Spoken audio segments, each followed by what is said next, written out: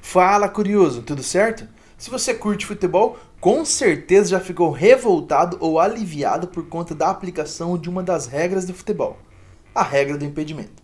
Mas você já se perguntou por que a regra do impedimento existe?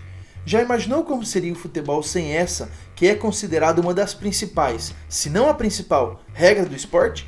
Por isso, no vídeo de hoje, contaremos um pouquinho do surgimento, do histórico, o motivo e importância dessa regra para a modalidade. Se essa é a sua primeira vez aqui, inscreva-se no nosso canal e ative as notificações para não perder nenhuma novidade. Aproveite para curtir, comentar e compartilhar esse vídeo com seus amigos para alcançar cada vez mais novos curiosos. Siga também nossas páginas no Facebook e no Instagram.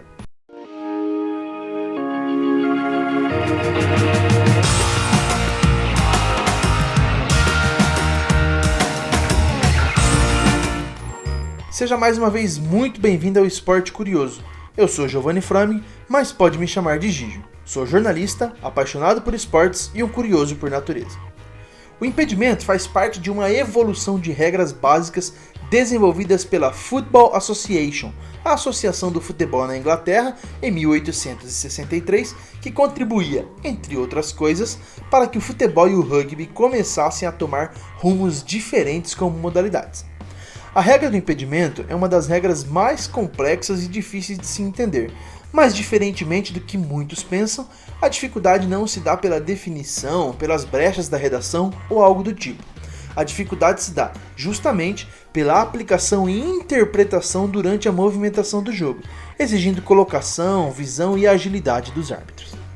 Desenvolvido por 8 profissionais, o FA Minute Book, como ficou conhecido, é o livro responsável pelas primeiras 13 regras do futebol, que atualmente são 17, e contempla a regra do impedimento, que embora tenha passado por diversas modificações ao longo dos anos, esteve presente desde o início como regra 11.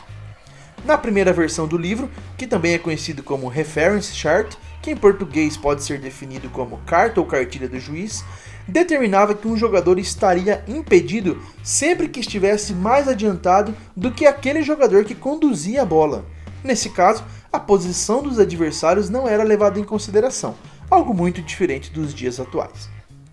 Em 1866, surgiu uma reforma e resolveu-se que um jogador não estaria impedido desde que tivesse 3 adversários entre ele e a linha do gol. Em 1907, uma alteração definiu que o jogador que estava dentro de seu meio-campo não fosse considerado impedido. 6 anos depois, outra resolução da International Board estabeleceu que na cobrança da lateral não existiria mais impedimento. Com essas alterações, os técnicos passaram então a tirar proveito do impedimento e a usar a questão como uma estratégia. Assim, nasceu o One Back System, que consistia em um dos zagueiros se adiantar para que automaticamente surgisse um impedimento do outro lado. O assunto foi amplamente e seriamente discutido, já que com as especificações da regra, fazer gol havia se tornado algo muito difícil. A Federação Escocesa, então, sugeriu que se traçasse uma linha a 36 metros e 60 centímetros da linha de meta, em sentido paralelo. A ideia era que a lei do impedimento só seria aplicada ali, mas a proposta foi imediatamente rejeitada. Na reunião de 1925 da International Board, outra sugestão foi apresentada. A proposta de alteração era simples e sugeria que se diminuísse de 3 para 2 o número de adversários que o jogador deveria ter entre ele e a linha de meta contrária para se achar a salvo do impedimento. A proposta foi aprovada e revolucionou o futebol, já que a lei do impedimento foi determinante, entre tantas questões, para a invenção, surgimento e adaptação de diferentes táticas e formações de jogo.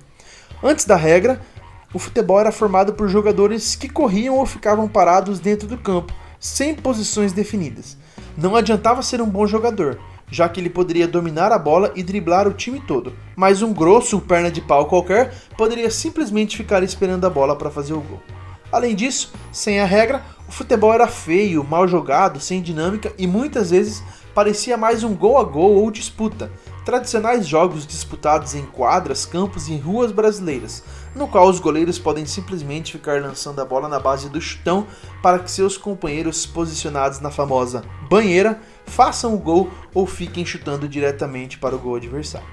É bem verdade que atualizações e mudanças são sempre colocadas em votações, testes e práticas, e com o impedimento não é diferente, ainda mais com o surgimento do VAR, que tem como uma das premissas verificar a posição do jogador no momento do gol. Mas o impedimento, que surgiu com o intuito de evitar que um ou mais atacantes permanecessem em frente ao gol do adversário esperando pela bola, sem participar ativamente da partida, o que causaria um congestionamento nas áreas, na prática foi muito mais que isso. A regra do impedimento mudou a história do esporte para sempre, ao ponto de poder ser definida em 2 períodos, o que vai até 1925 e o posterior a este momento. E aí, curioso, você já tinha parado para pensar na importância da regra do impedimento para o futebol? Tem algum impedimento que foi marcado e deixou você muito feliz ou triste enquanto torcedor? Conta pra gente aí nos comentários. Aproveite, curta o vídeo, compartilhe, inscreva-se no nosso canal e ative as notificações. Se tiver alguma sugestão de vídeo, manda pra gente que vamos atrás da curiosidade. Nós nos encontramos na semana que vem com mais um vídeo aqui no Esporte Curioso. Um forte abraço e até lá!